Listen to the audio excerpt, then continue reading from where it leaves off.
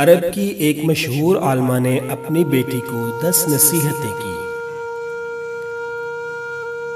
ان 10 نصیحتوں میں ایسی باتیں موجود ہیں جو قیامت تک آنے والی عورتوں کے لیے مشعل راہ ہیں۔ عالمہ نے اپنی بیٹی کو مخاطب کرتے ہوئے کہا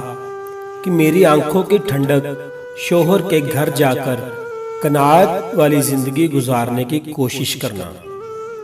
شوہر کے گھر جو دال روٹی ملے اس پر راضی رہنا۔ جو روکھی سوکھی شوہر کی خوشی کے ساتھ مل جائے وہ اس مرغ پلاؤ سے بہتر ہے جو تمہارے اصرار کرنے پر اس نے ناراضگی سے دیا ہو۔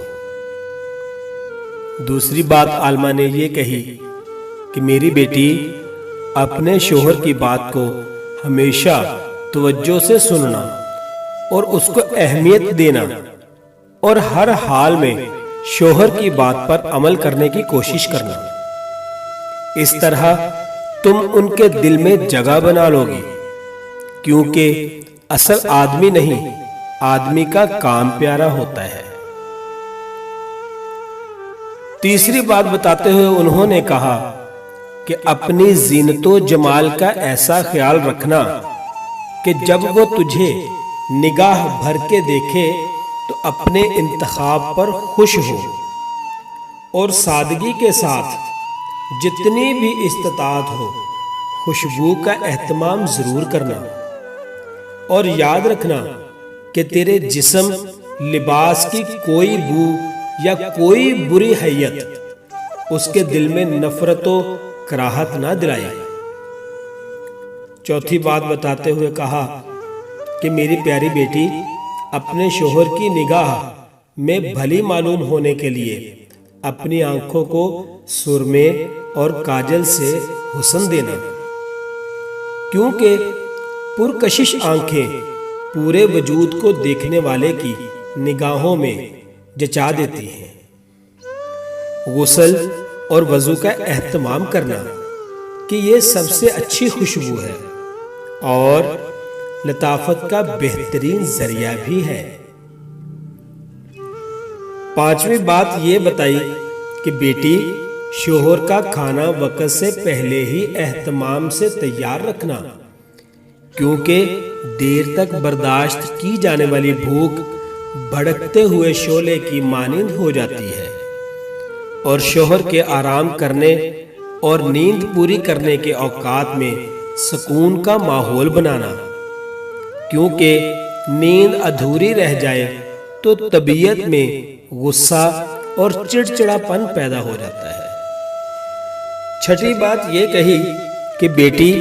شوہر کے گھر اور ان کے مال کی نگرانی، یعنی ان کی اجازت کے بغیر کوئی گھر میں نہ آئے، اور ان کا مال لغویات، نمائش و فیشن میں برباد نہ کرنا، کیونکہ مال کی بہتر نگہداشت حسن انتظام سے ہوتی ہے، اور اہل عیال کی بہتر حفاظت حسن تدبر سے ہوتی ہے۔ عالمہ نے ساتویں بات بیٹی کو بتاتے ہوئے کہا کہ شوہر کی رازدار رہنا،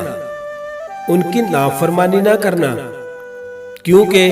ان جیسے باروب شخص کی نافرمانی جلتی پر تیل کا کام کرے گی، اور تم اگر اس کا راز